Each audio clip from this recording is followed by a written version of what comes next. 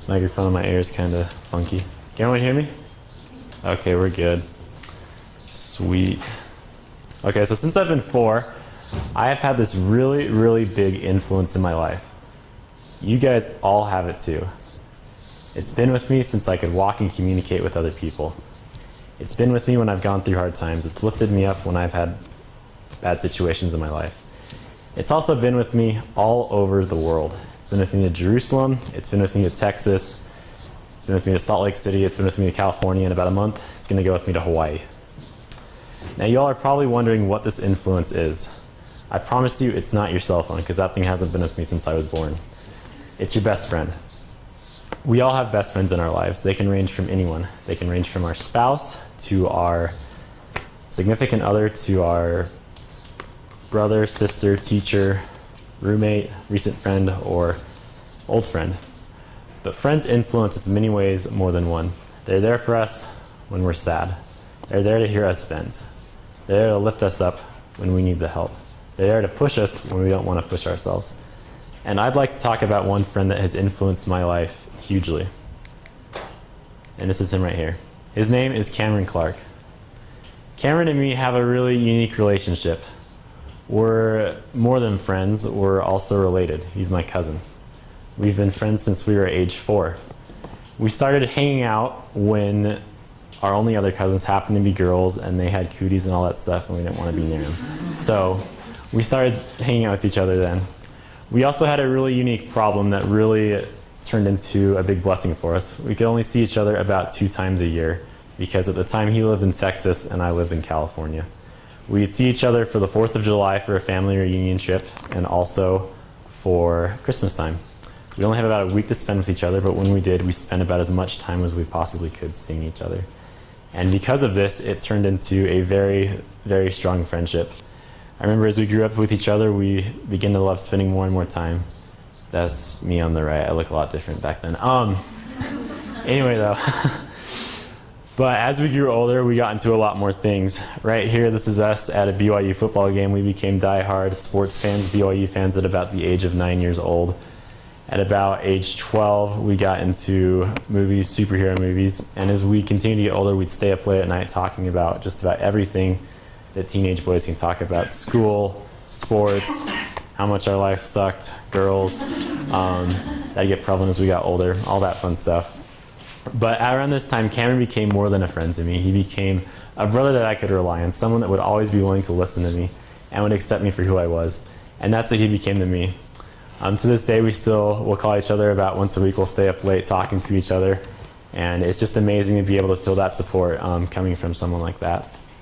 Now, I turned 19 about 3 years ago. And as everyone knows, when a young LDS man turns that age, they usually go on a mission. And I made that decision to serve. I got my call to San Diego, California, and Cameron is about 3 years younger than me. And he was still in high school when I got that call. I remember Skyping him about the day before I hit the field and kind of mourning with him about how we were going to miss everything and how rough that time was going to go. And the next day, hitting the field, being nervous, excited, and kind of anxious to serve the Lord. The hardest part came about 4 days later when I got to call home on Christmas Day, being 4 days fresh in the field and having the family celebrate Christmas. Being able to talk with them, being able to have a fun time, but hanging up the phone and realizing that I had 23 months left before I got to see these people again. However, though, I quickly became engrossed in the work, and I absolutely loved my mission. Before I knew it, 24 months had come and gone, and I was soon on a plane back home to Salt Lake City. When I arrived home, my family was there waiting for me, and so was Cameron.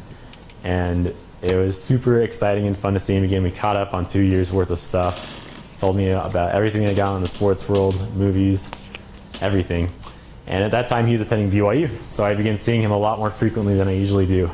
In addition, I came up here to BYU-Idaho, but I found myself coming down to Salt Lake City very often, with only being about a 4-hour drive, and I would almost always go down to Provo and see him. Soon after that, though, we began to think about doing our next big adventure, and our grandparents approached us and said, how would you guys like to go to the BYU Jerusalem Center? At that time, we were a little nervous. We were like, Middle East? Like, I don't know about that so much. But they said, no, you should go. Your 3 other cousins are going with you. We'd really recommend it. So we said, okay, we'll go. So on April 16, 2016, we took off on a trip with 79 other people that we had never before met or seen in our life But me and Cameron, we had something very, very unique, and that was each other. We didn't mind being ourselves. We didn't mind being goofballs. We didn't mind being idiots sometimes around other people. And because of that, we made friends very, very fast. And those friendships that I've made on that trip have come to change my life. They're people I still stay in very close contact with today. In fact, about a month ago, I was able to go and see 2 of those very close friends we made get sealed in the Portland Temple. It was a very surreal and amazing experience, and it wouldn't have been made possible without this guy right here on the left, if the blinker will work. Oh well, oops. Anyway, so why do I talk about this? Why do I bring up the topic about friends? I bring it up because Cameron has become such a big influence in my life, and I believe that best friends are that for us. And so I'd like to ask you all some very important questions about your best friend or your friends. Why are they your best friend? How do they make you? How do they help you complete your goals? What do they do for you? Do you build them up? Do they build you up? To me, these are all qualifications that we need to have good friends in our lives. We need to be willing to listen to them. They need to be willing to listen to us. They need to be willing to make us the better person and us the same. For those of us who are having a hard time making friends, I want to say this much. I've been in your shoes. It's something very, very hard and very stressful to do at some points. But I have found 2 things that have been able to have helped me and make me through this, or make me through this trial. Number 1 is always be yourself around other people. Never be afraid of who you are. Because when we're ourselves, we attract those people that we want to be around. They see who we are, and they see that we're not putting a mask on at all. Cameron taught me that when I was in Jerusalem. He taught me that ever since I've got back. And it's a lesson that I've taken very near and dear to my heart. Number 2, always, always, always reach out to other people. Try to serve other people. I firmly believe in Mosiah chapter 3, verse 19. When you're in the service of your fellow beings, you are only in the service of your God. When we put others before ourselves, other people will come to us. They'll ask for advice. They'll want to be our friends. I've seen that happen very frequently and very often in my life. And I often try to make that the center of my basis when I come here to school or when I'm meeting new people, to put their needs above mine. As a result of this and as a result of Cameron's influence, I've been able to make many new friends in my life, and it's taken me many new steps that I didn't think was possible.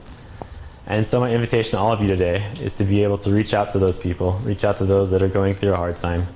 If you have close friends, look for ways to continue to build strong relationships with them, make them better people. We all need a Cameron Clark in our life. We all need someone that's going to lift us up and help make us a better person. To me, that's who he has been to me, and I invite you guys to continue to strengthen that and to reach out to other people. Thank you.